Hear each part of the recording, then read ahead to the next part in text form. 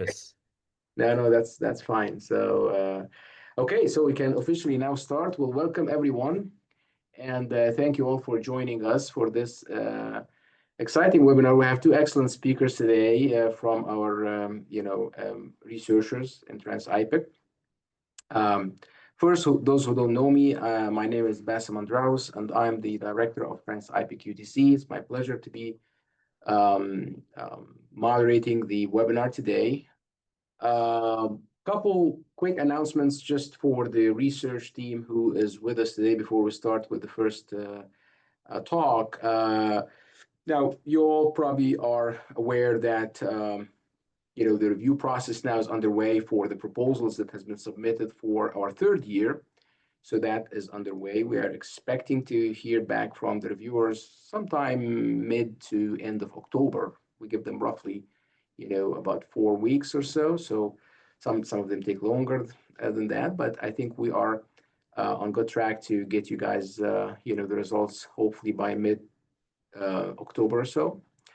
The other thing also is just a quick reminder that we have our workshop, which is an annual event that we have every spring, scheduled for April 14th and 15th, the same place in Rosemont, Illinois, in Chicago.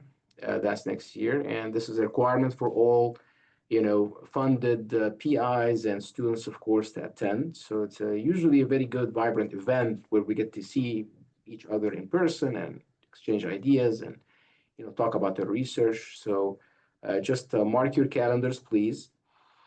And of course, last but not least, the quarterly progress reports. We'd like to remind you of the deadline coming up this October 1st.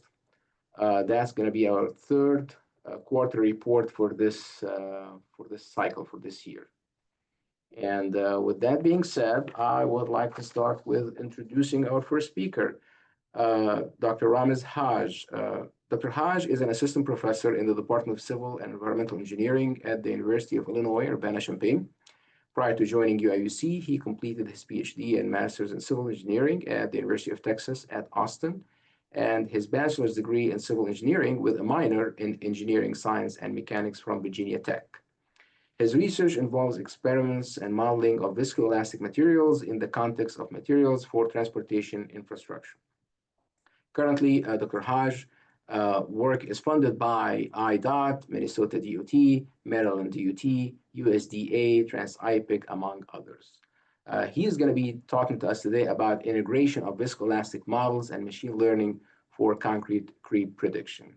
Dr. Hajj, please. The mic is yours. Great. Thank you so much. I'm going to try to share my screen here, and hopefully you all can see it in the right version. Okay, great. I see some nodding, so that's a good sign. Great. Well, thank you all for having me. It's really a pleasure to give this webinar today and discuss a little bit about what we've been doing as part of our TRANS-IPIC project, which has to do with modeling concrete creep and specifically thinking about also concrete creep in the context of pre-stressed concrete. So gonna give a short overview today of what we've been doing. There's a lot more than what I've got here. It's I'm just trying to kind of keep it at a level that hopefully will be relevant for most of the audience. So if you have any questions about the details, you'd love to talk more about mechanics of viscoelastic materials, please send me an email anytime. I'm really happy to talk and discuss more. But I just want to make sure that everybody hopefully will get some value out of what I'm going to talk about today. So first of all, let's talk about the problem. For those who don't know, creep is basically a continuously increasing deflection in a structure because of a sustained loading. The most typical sustained loading we talk about in transportation infrastructure is, of course, self-weight. So, for example, you can see here self-weight of a bridge. At some point, that self-weight creates a deflection that exceeds the capacity of this bridge, which causes a crack to form. So creep can result in cracking and basically premature loss of life of civil infrastructure. So very important problem for us in concrete in general. In pre-stress concrete, maybe even more important because it can result in loss of that pre-stress. So we really have to be thinking about what causes creep in concrete. And hopefully, I'm going to convince you of that today, that that's important. So, as Professor Andrawis mentioned in the introduction, my work is mostly with viscoelastic materials. A lot of that has manifested itself in asphalt materials, but I always say I'm just interested in the material in general.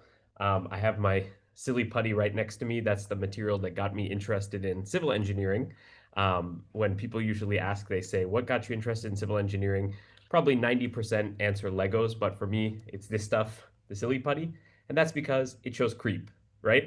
Just like any, uh, asphalt or concrete over long times, you'll see that creep, right? I extended it, and the self weight of that silly putty caused it to keep deflecting. Um, and so that's what just characteristic that fascinates me, and that's how I kind of got into this project, thinking about creep in concrete. And how it relates to the models that we have for viscoelasticity. So viscoelasticity is defined as the time-dependent behavior, but it's also dependent on a lot of other factors like temperature and humidity. So when we start getting into the topic of viscoelasticity, we have to think of what are the causes in concrete, which, first of all, this is what the response looks like. So a load is sustained over some amount of time, pretty much through the life of the structure, and it deflects over time, right? I always show this graphic in my class superimposed with one for a linear elastic material, which is a sustained load and a sustained deflection, like if you had a rubber band, for example. Um, Now, if we start to talk about how that happens in concrete, we can say that it's due to several factors. So there's the shrinkage response, there's basic creep and drying creep. So essentially, we can describe all of that through this constitutive law. Usually, we're used to a very simple constitutive law. This one's a little more complicated. Essentially, this is the strain in the material. This strain with respect to theta, this is basically the stress independent strain due to shrinkage and thermal expansion. And then that's equal to an integral of the creep compliance, which is a function both of the time in the, context of how much time that load has been sustained, but also this T prime, which or the T prime, which is that, and also the T, which is the context of aging of the material, because as we know, concrete's properties change with its aging as well. Cement tends to hydrate and change the overall material property. So we actually have two time-dependent functions in here, which does make our life a little more difficult.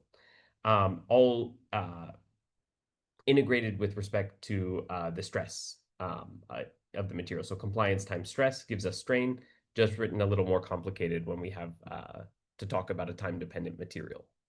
So I can go in a lot more detail about the mechanics, but I'm going to actually talk mostly about specifically what we've done as far as machine learning today. However, again, if anybody's interested, we just wrote a review paper about viscoelastic mechanics in concrete structures and or in concrete materials and relating that to pre-stressed concrete structures. Submitted that for the TRB annual meeting. So I'm really happy to discuss about that. We're also working with some colleagues at Cardiff University as a part of another project who are working in creep and concrete materials. So I think we've built some good collaborations through this grant and hoping to continue in that direction. So I'm really happy to talk more about those anytime. Just feel free to ask me questions. Now, what did we want to do here in this project? First objective was let's develop a creep prediction model that pre-stressed concrete designers and users can use based on material inputs that we may have. So right now we base creep mostly on some old design equations that might not be relevant, especially might not be maybe the state of the art. So we want to go further into that. We want to use physics to guide the performance of the model. How we're going to do this, that part is still in progress. So we originally talked about developing a closed form solution via a certain model called CAN. For those who met us at either me or Babak, my student, at the TRANS-IPIC workshop in April, we talked about that. But the problem with those closed form solutions is they become very long. Sometimes the closed form solution is a page long. So we haven't yet gotten it to a state where it's useful for any kind of actual problem solving. And sorry, I think my computer really wants to update right now. So it's popped up a message. Hopefully you can still see my screen. Yeah, so, okay. So that part's still in progress, but kind of the other things here are the ones we've accomplished so far. So the third goal was to incorporate uncertainty. Complex materials like concrete don't have deterministic answers. So we can never say this is the composition of concrete, these are the testing conditions, this will exactly be the creep compliance that we obtain for this material. So we wanted to get away from that, get away from machine learning as a deterministic technique and focus more on using it as a probabilistic technique. And then finally, the last goal of this project was to develop an easy to use tool, which I'll show the preliminary version of today. So the data set we started with was based on the Northwestern University creep database. Professor Bazant, that's him on the right. Many of you may be familiar with his work. His group has done a lot of work on concrete creep and shrinkage, and they built a big database with almost 28,000 creep compliance measurements at various time points. We used 14 features for developing our probabilistic model. And we also have to thank some colleagues at TU Delft who are willing to share a cleaned data set based on this one. And we're also looking at other data from literature to test our model because that's very important that it's transferable. So the data set used in this paper from TU Delft and from Professor Bazant's work is generally available, but we're also looking at some other data sets that we can use in the future to test the model. These were the features. If you're familiar with concrete mix design, I think these probably look kind of familiar to you, something you may have seen before. So we have mixed design variables, environmental variables, which again, I mentioned are very important, both for concrete generally, but also for viscoelasticity, right? The test temperature, humidity during the test, preconditioning humidity. Then of course, the time and loading is extremely important from the viscoelasticity point of view. So that's really where there's a lot of interest from us to use this data set because it has time series data. And then finally, some mechanical performance tests, some simple performance of concrete metrics, volume surface ratio, and compressive strength. Here's a summary of the data set. I won't go through in detail. Most are continuous variables. There's a few categorical variables like the cement type, for example, and the type of creep test as well. So you'll see, for example, those have a minimum value of 1, maximum value of 4 for type of cement, because those are what exist on the types of cement in this database. Here's a feature correlation map. I think what this shows really nicely is that we cannot just have a simple relationship for creep compliance. When we talk about modulus of concrete, for example, we know there's a simple relationship with compressive strength. Creep compliance is a little different. We're not going to be able to just have a simple relationship with compressive strength or any other material inputs, as you can see by the poor singular correlations. But also what this feature map shows us is that no two variables in this data set are very well correlated, so we don't have redundancy in variables. So we went forward with all 14. We talked about also developing a simpler 6-input model, but we're sticking with the 14 for now since they are very not well correlated with each other. Okay, as far as feature distribution, here was kind of some histograms. Again, of course, cement type and type of creep test. You'll see, so type of creep test, cement type, you'll see categorical variables. Everything else pretty much on a spectrum. So you can see kind of all the different variables that went into the data set. Again, I won't spend too much time on those, but happy to talk more in detail about those. And then, okay, first step of this project was a literature review and find out what kind of data is out there, what kind of studies have been done. Essentially, we looked at this study that we were most impressed by was this study from TU Delft, where they used tree-based models, 3 different tree-based models: random forest, XGBoost, and light GBM. Gradient boosting machine. And then between those 3 models, they got very good R-squared performance. You can still see there are some outliers. That's where we believe physics can help more. But actually, these are our results replicating their work. So we wanted to first make sure it was replicable, make sure that we could understand. And their work was found to be replicable. We got basically very similar R-squared to what they obtained, even a little bit better. Mostly just depends on split of testing and training data. So overall, we were very happy that we were able to replicate the results. That indicated us that moving forward with data that they helped to clean was a good idea. So now, how did we want to go with our method? Again, we wanted to develop a probabilistic artificial neural network. So to do that, we built a model with about almost 300,000 parameters. Here's the architecture of our neural network with 3 hidden layers. These are the number of nodes. And then you can see all the different hyperparameter tuning that went in. If you are a machine learning nerd, this may mean a lot to you. If not, don't worry. These are just to report so that, again, others can replicate our work as needed. I also should mention, I can't believe I forgot to do this in the beginning, but I should mention the 2 students who have been working closely with me on this project. Both are online as well. Babak is a PhD student in my group. He's also completed a master's in CS. So he's the brilliant mind behind integrating machine learning into civil engineering problems.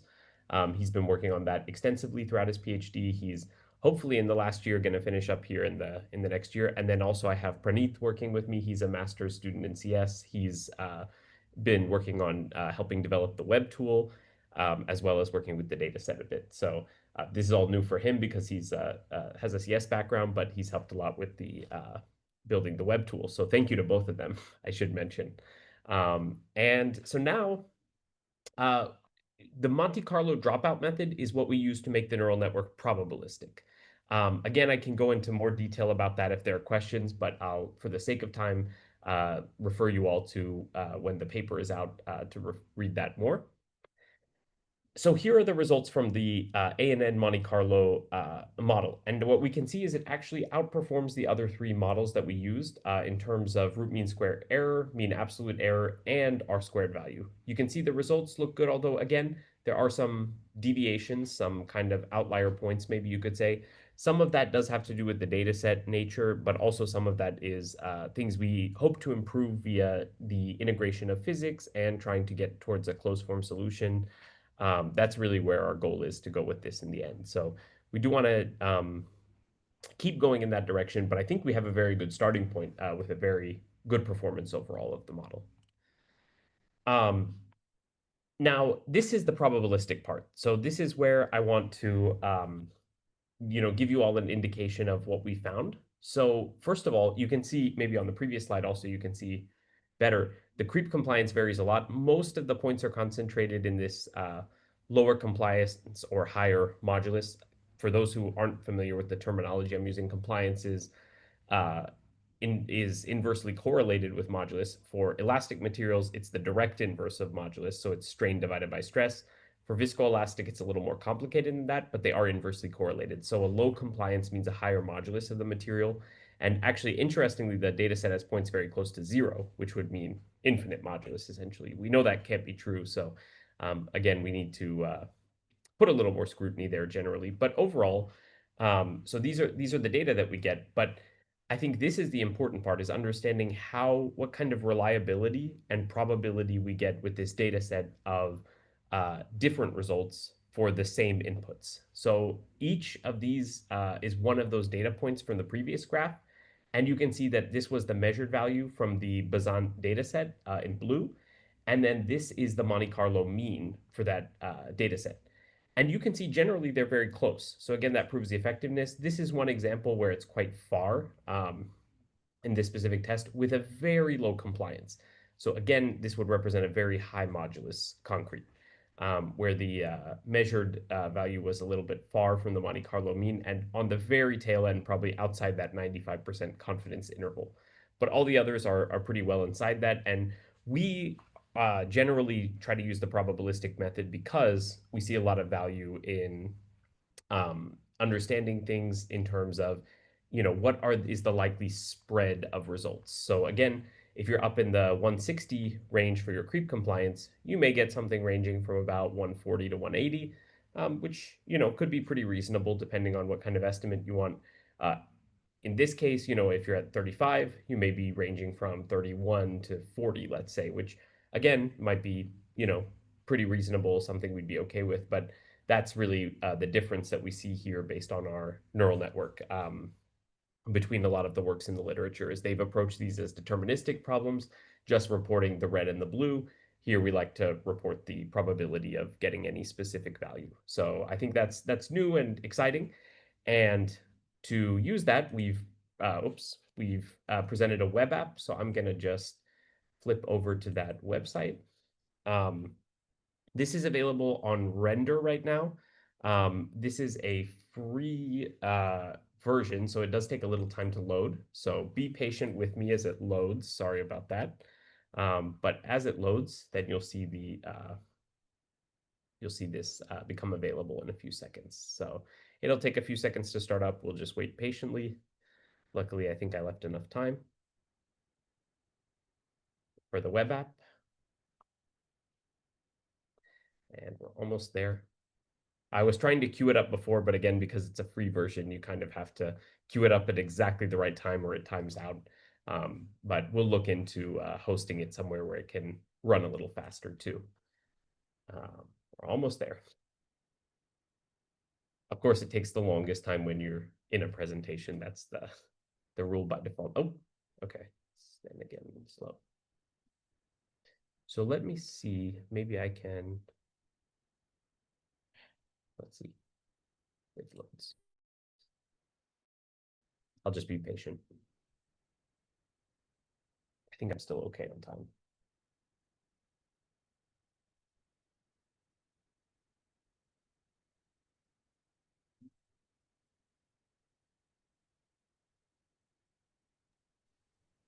While we're waiting on time, just for the attendees, feel free to type any questions in the chat box, or maybe raise your hand if you have any questions for Dr. Hajj after he's done with the presentation.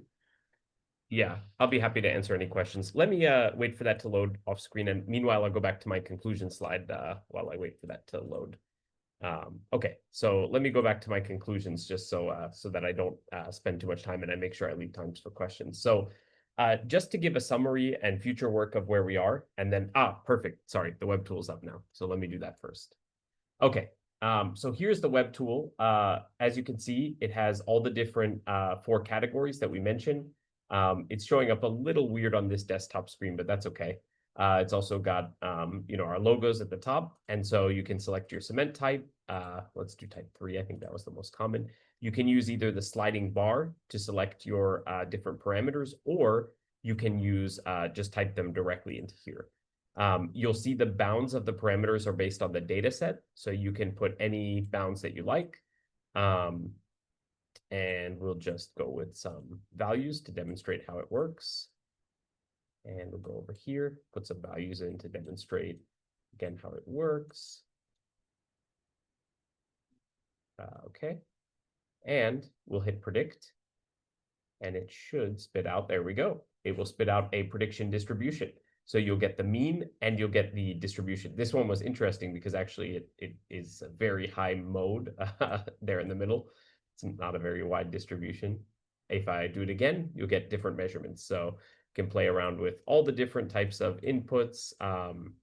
Can pretty much play around with anything and generate different probability distributions of what your creep compliance will be at any point in time. So it's actually really nice because you can actually solve this out as a time series problem if you want, look at various range of times and test conditions, mixed designs, any variables that you want to play with, and you can generate what your creep compliance will be.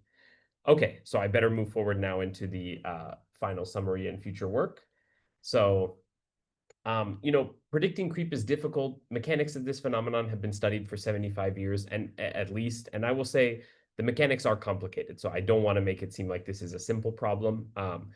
But we think that machine learning can be a good tool. We propose a probabilistic model that outperforms existing creep prediction models.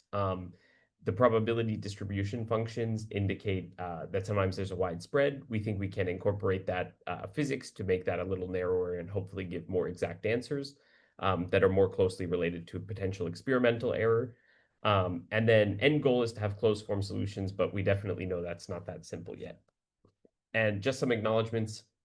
Thank you to TRANS-IPIC, of course, for sponsoring this research, and thank you to the researchers at Northwestern and TU Delft who have made data and clean data sets available. And again, big thanks to Babak and Praneeth for their help and work on this project. And with that, I'm going to finish up. So happy to take any questions.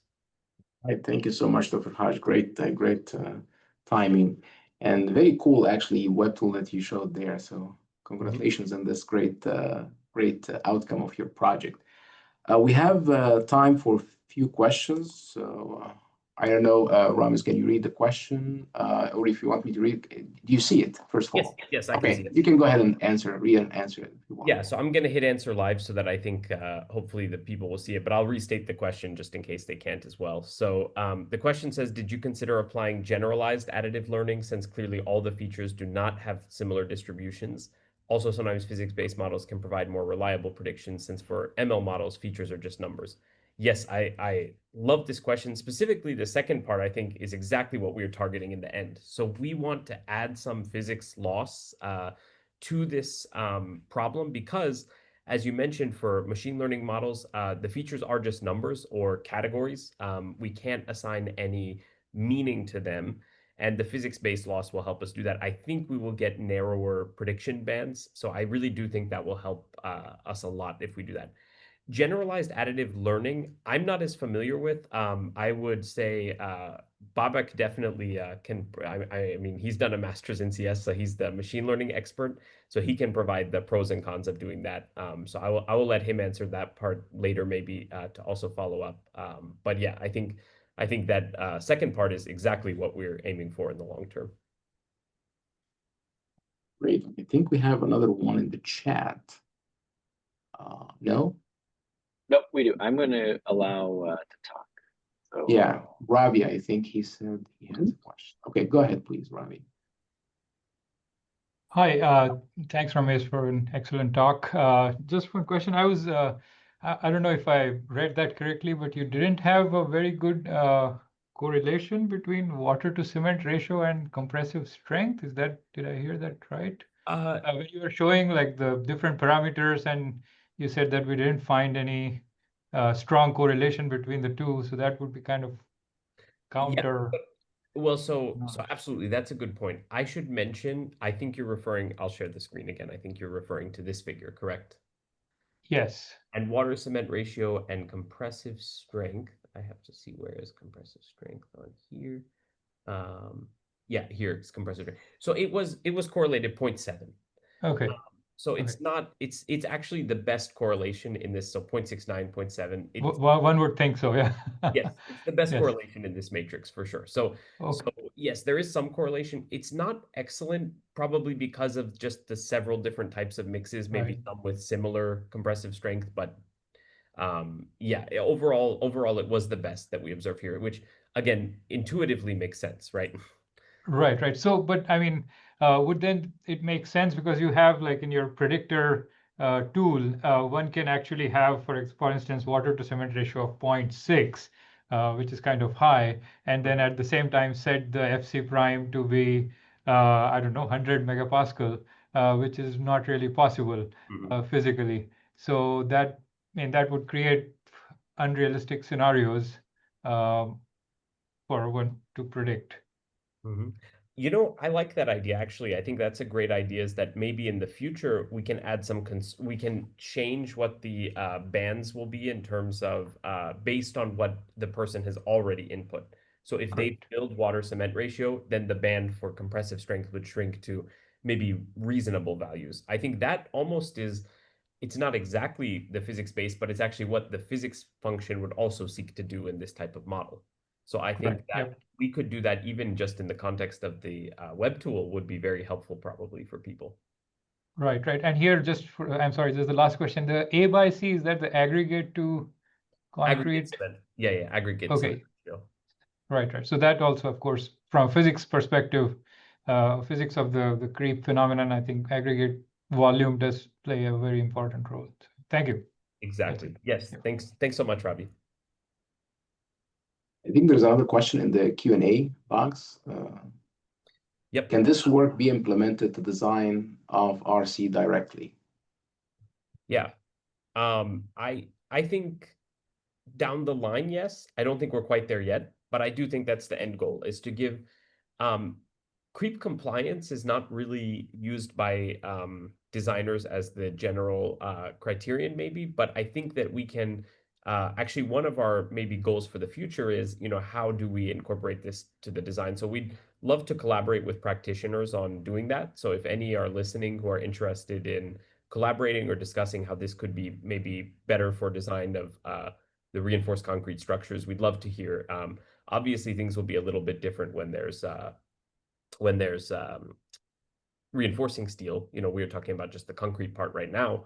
But yes, I think down the line we can. Okay. Well, thank you so much, Dr. Hajj, for the presentation and for answering the questions. Excellent work. Thank you so much. Let's now move to the second speaker for today's webinar, Dr. Chaozhe He.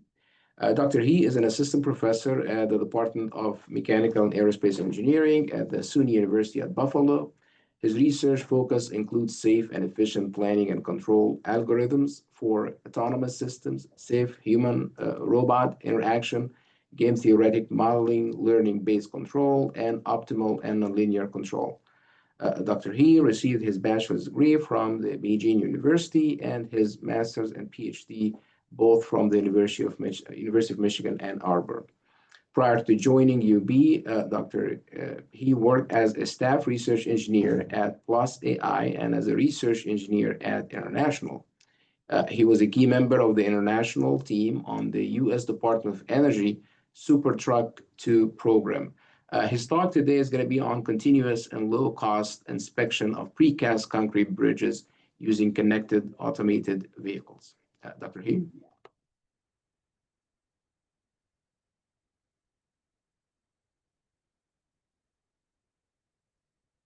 I think you're muted. Dr. He. Yeah, sorry, I couldn't find the button. Okay. Can you see my screen? Yes. Okay. I'm gonna share the slides, right? Yes. Okay. Thank you very much. Sorry for the delay.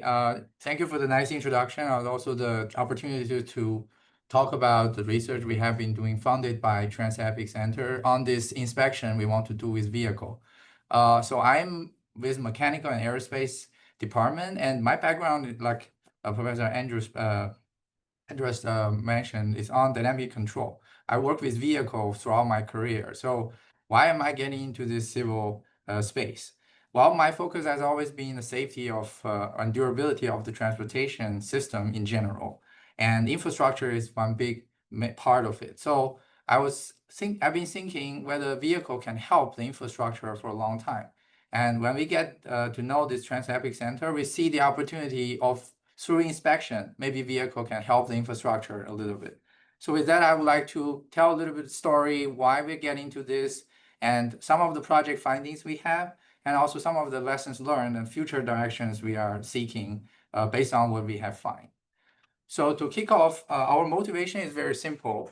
It's related to the infrastructure status in the US. Now, we are all daily transporters, commuters. We will drive or take public transit, and bridge is one crucial link in the modern transportation network. So we can't avoid bridges when we are traveling, to be honest.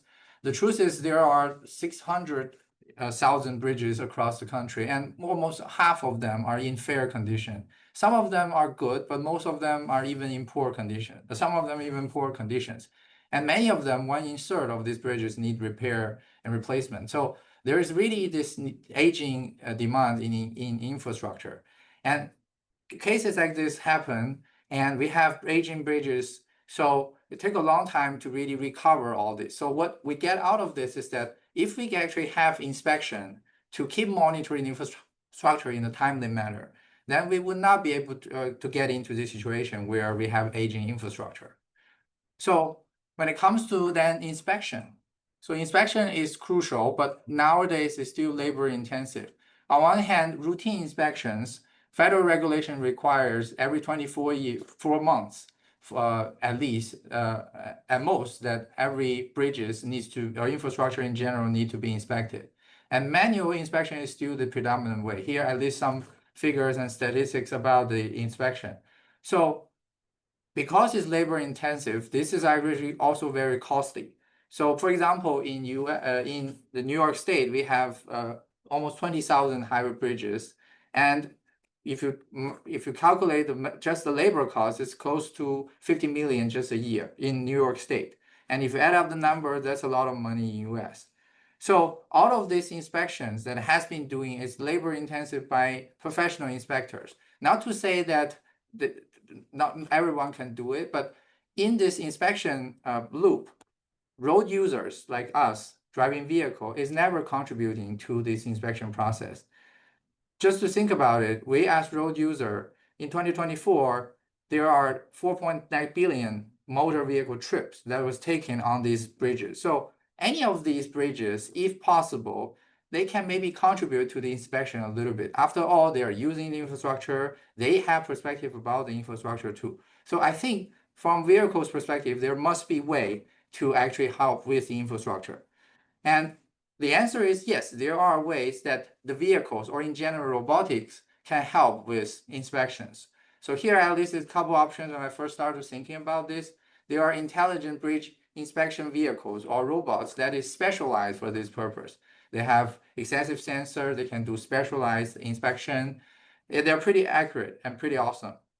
But these are also still very expensive. And the truth is these are purposely built inspection tools. So you can't really expect them to be 24/7, always on the road on every single corner of the bridges. They're nice if they can do that, but that's not cost effective.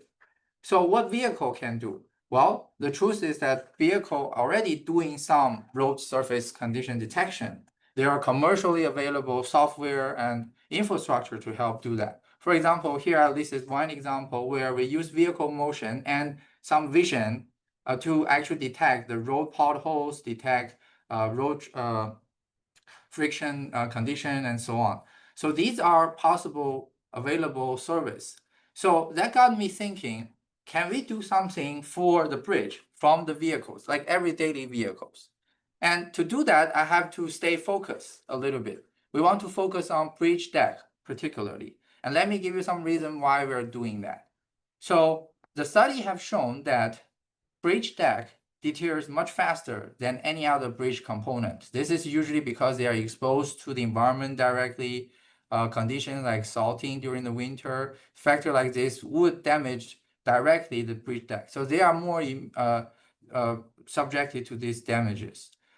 Related to that, study have also shown that maintaining bridge deck account for 50 or even 85% of the total bridge cost. That's a huge cost in terms of maintaining. So if we can actually inspect and continuously monitoring the bridge deck properly and get early repairment or maintenance, we can save a lot of costs and also preventing the infrastructure from aging at the early stage.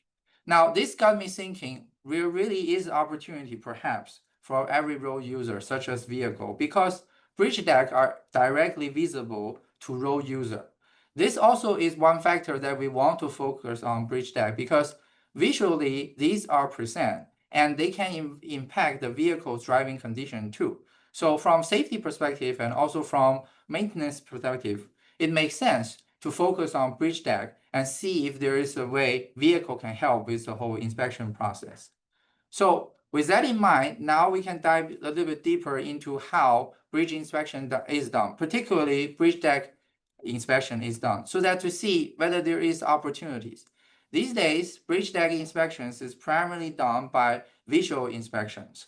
So that include the surface defect detection, specifically things like crack, potholes, spalling, things like that. So these are all visually inspected. And of course, there is also other functional issues and also non-destructive testing that needs to be done by the inspectors. But still, the visual inspection is a key part related to this.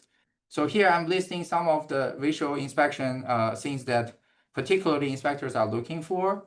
Cracks like transversal and longitudinal crack, they are all potentially early sign of defects. And if they keep growing, they can potentially compromise the durability and serviceability of the bridge.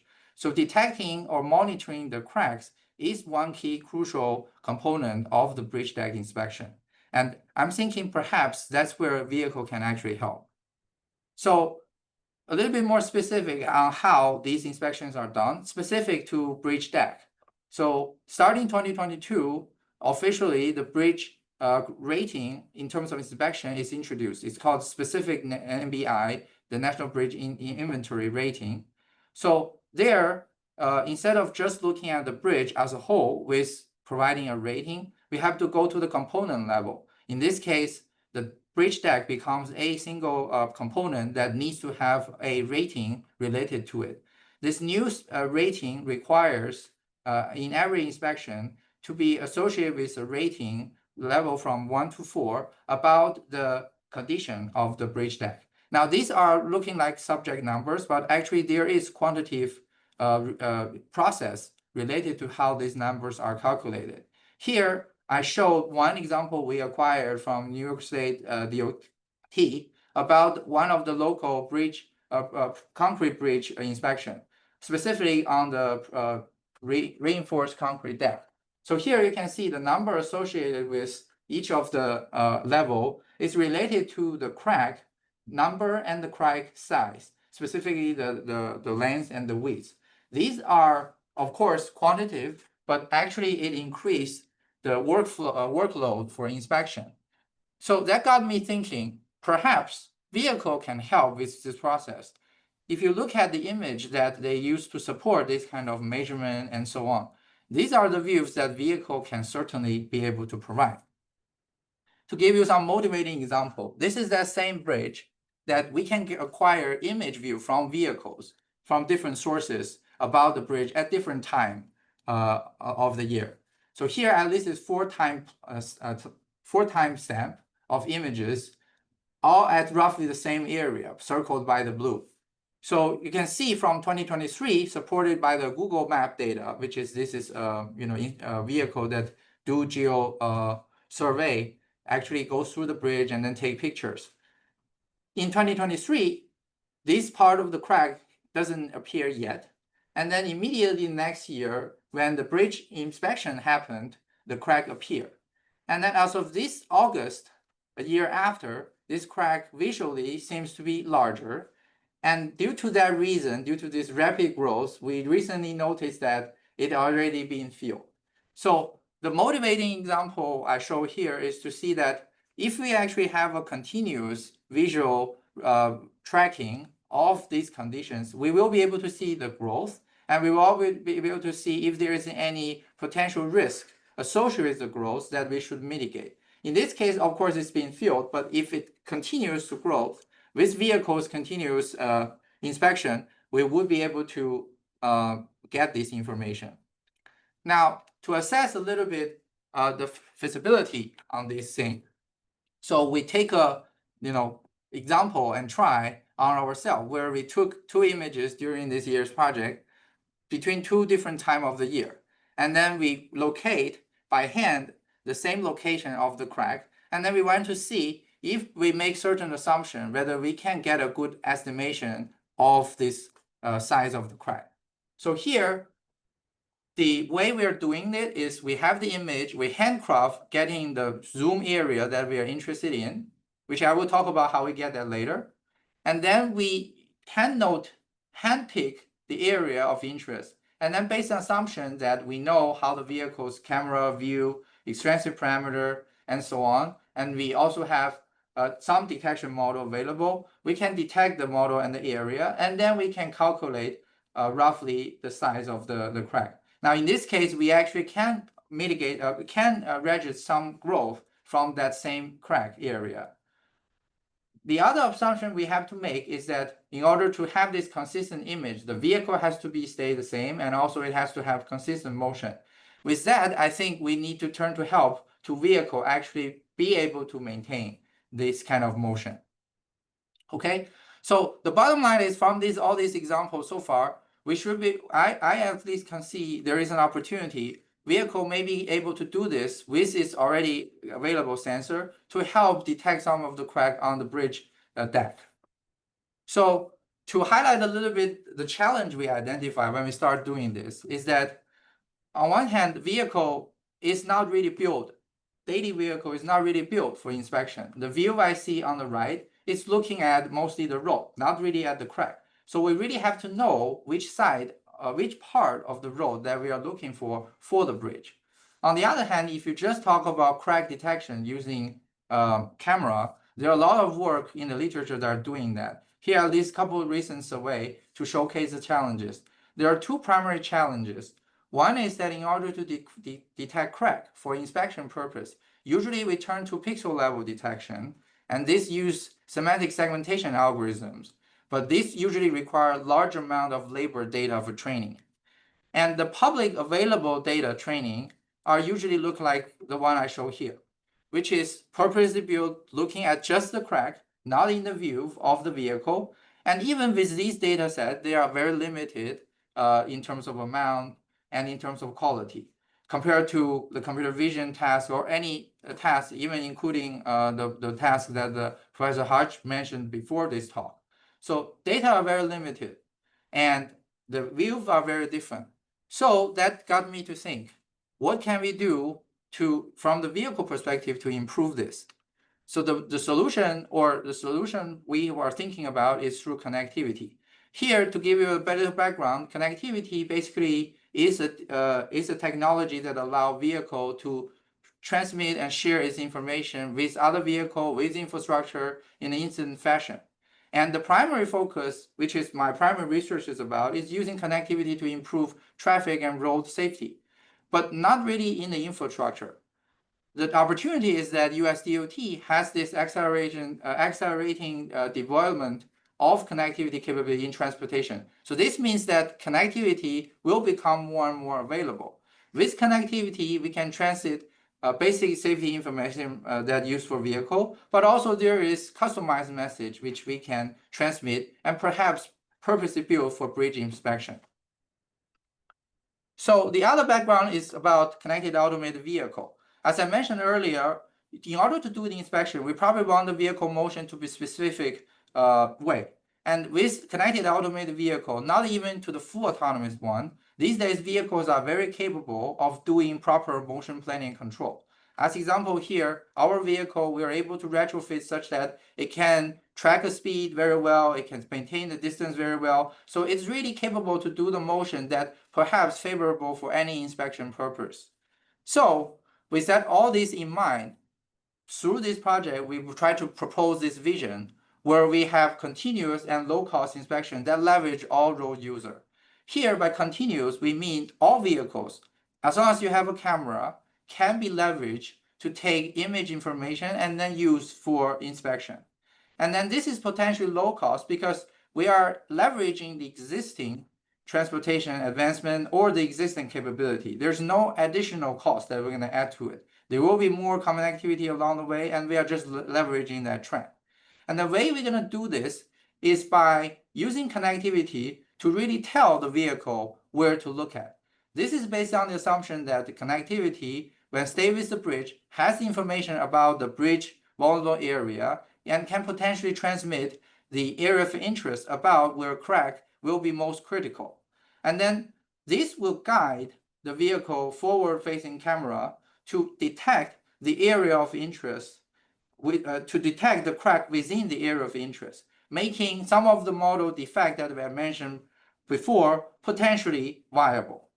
So this is the overall big picture for perhaps a longer term project, but thankfully through TRANS-IPIC, we're able to do some preliminary steps. Specifically for this year's project, there are two major research questions we try to answer, and I will report some preliminary results on both of them.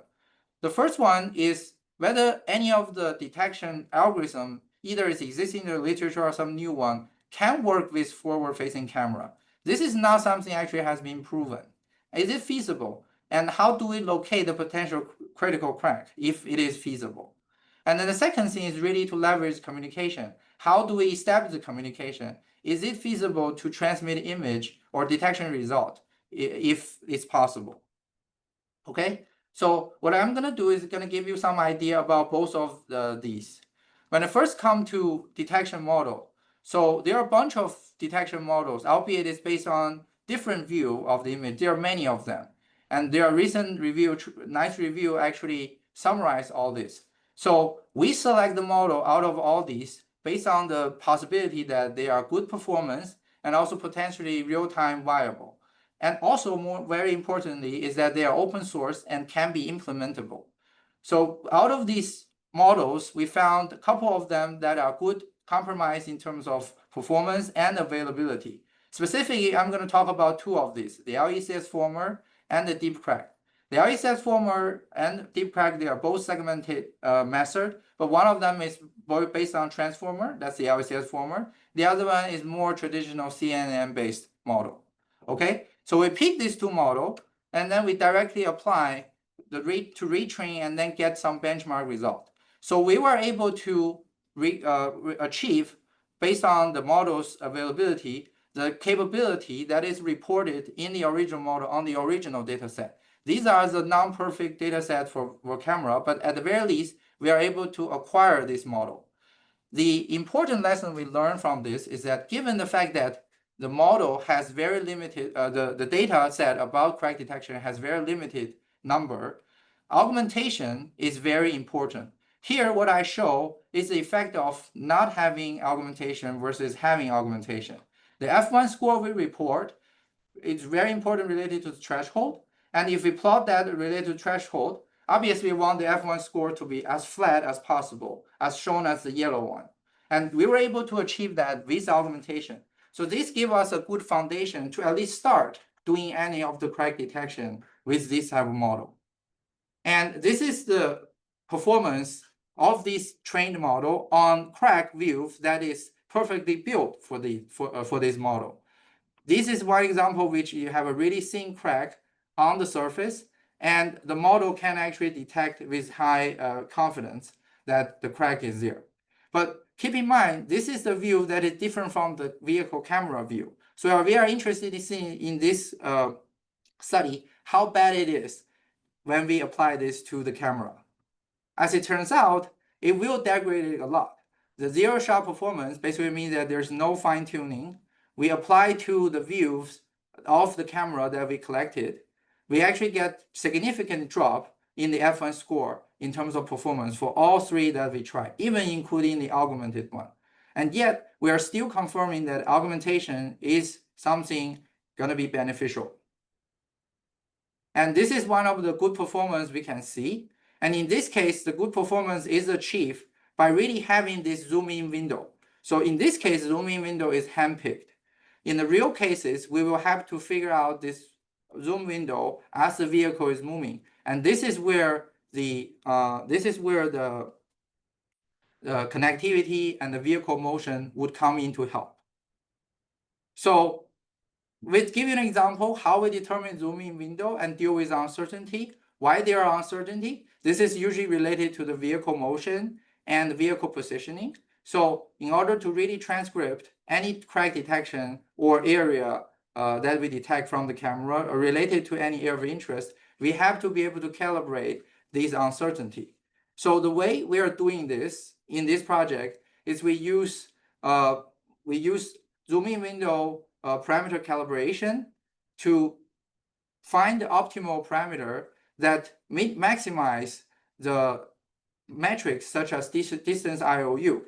This would allow us to, on the drive, calibrate the camera so that we can dynamically find the cropping window based on the area of interest so that we can have the critical crack zoomed in. Now, with these two pieces together, we are now ongoing and developing the algorithm and implement the algorithm tested on the vehicle in terms of actual crack detection. So this summarizes the first part of the finding is that in order to use crack detection model, yes, it will be feasible, but we need data augmentation and labeling. And in order to find those critical cracks, assuming we know this from connectivity, we actually can apply zoom window and actually help boosting the identification of the critical crack. Now, the other part of the preliminary results we share is building this connectivity. So this involves, as I mentioned earlier, the protocol design, the bandwidth study, which we will report some results on that. So in terms of communication design, we implemented based on the customized message and the current SAE standard certified communication in the real devices, and we implement some confirmation mechanism to promote security communication between the vehicle and the infrastructure. And then the area of interest information, including the GPS location and size, will be a lightweight content shared with the vehicle. And on the flip side, the vehicle, once having the detection result, will share primarily the results with CrackMax back to the vehicle, back to the infrastructure. The preliminary study we did was whether these bandwidths support image detection results. So what we found in general is that within a couple seconds, image can be transmitted back. And of course, the size of image matters for the time it takes to transmit the image. But what we found is that the success rate is pretty stable within the communication range. In this case, we tried 200 meters. That's roughly the area that the vehicle can communicate with the bridges. And we see success in both directions. So this gives us confidence that detection results can be transmitted back with some limited images.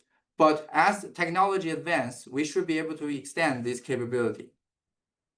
So to quickly summarize the report I have discussed today, we have investigated crack detection model performance, and we identified the limitation, and that's what we are going to improve.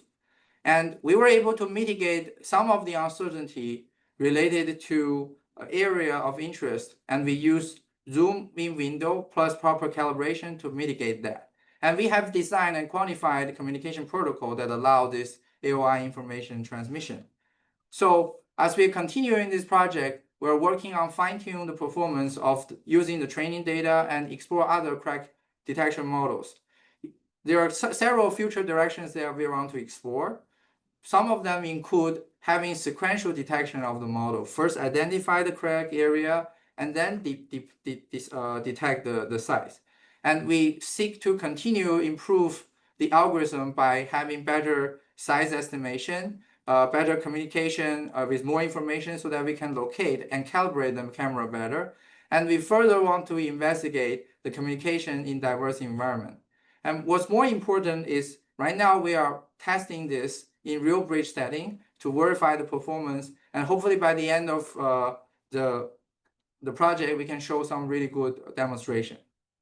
And the bottom line of this whole research is actually to promote infrastructure-centered inspection.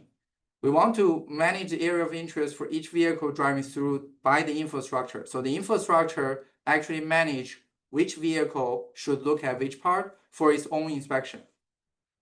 So with that, I would like to end my discussion. I would like to acknowledge the support from TRANS-IPIC. I'm very grateful for the support. And the collaborator, I have Dr. Pinar Okomo and Gary Jakubovic from your DOT providing the inspection information and insight. And of course, I cannot do any of this without the capable students of mine, PhD student and master student in the group. And with that, I would like to end and thank you for your attention. Thank you so much, Dr. He. Very, very nice presentation and very promising technology. So thank you for sharing your work with us. We have time for a couple of questions for Dr. He. The audience can either type the question in the Q&A box or raise their hand, and we will enable you to speak your question. Okay, we have Ravi. Hi, Chaozhe. Thanks for the Yep. presentation. One question here. So in this your preliminary work, what are you considering as a critical crack? How do you define that? And I mean, because I asked this because one of the kind of criticisms of these detection methods, automated detection methods or autonomous detection methods, is that they detect the crack or fault much later than when would be helpful to the DOTs. So I mean, they would detect it at such when the crack becomes so large that it could be easily seen during an ordinary inspection method, during an ordinary inspection. So yeah, how do you define that criticality of the crack, and how would you improve the resolution of your detection? Thank you very much, Ravi, for the question. So I would like to answer two parts. The first part, what do we define the critical, right? Criticality. So the primary, this research primarily focus on the assumption that bridge already tell us the area that potentially crack would be vulnerable, would be critical. So basically, bridge knows if certain crack appear in certain area, that's when it's critical.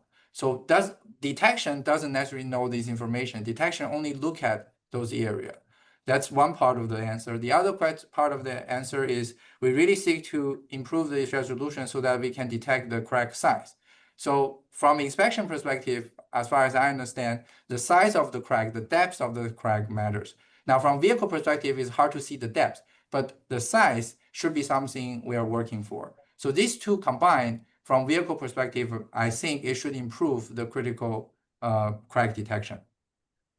And for the second part, you mentioned how do we improve the resolution and so on. I think that's one of the key challenges we are facing.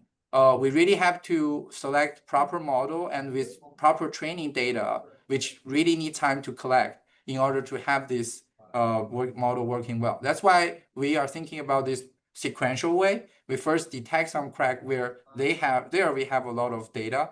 And then from there, we focus on just size estimation. And that's a different sort of task beyond just crack detection. So this is one of the potential route that we are thinking about going. I hope that answered your question. Yep. Thank you. Any other questions for Dr. He?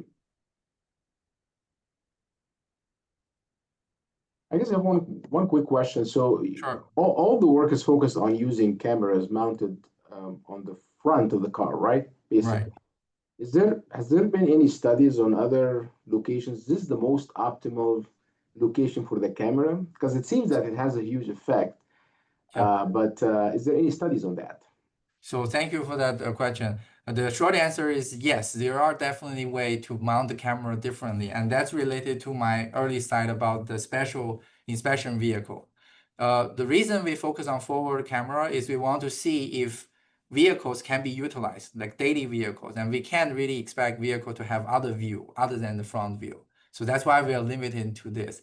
We for sure are facing a lot of limitation, but our goal is to see if we can use machine learning based method to do what we can do best or to our limit. I think that's what this research is about. Obviously, it's not the optimal, and we want to see how far we can go.